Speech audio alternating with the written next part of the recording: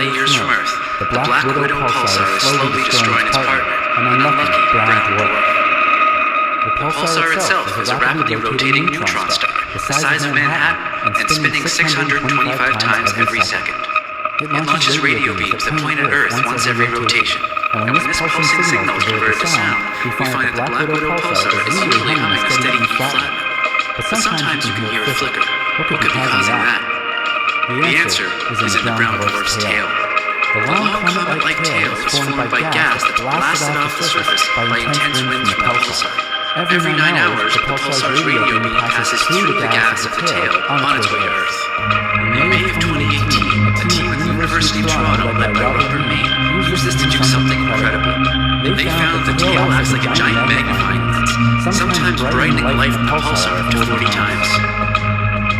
This causes the flicker you can hear in the pulsar's signal.